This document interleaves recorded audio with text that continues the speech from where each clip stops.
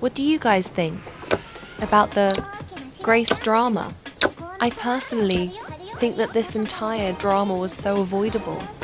All Simon had to do was just accept the fact that his GF's actions were abhorrent and leave her.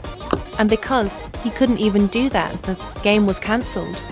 Some of it was the community's fault, but it was mostly Simon and his GF's fault that the game got cancelled.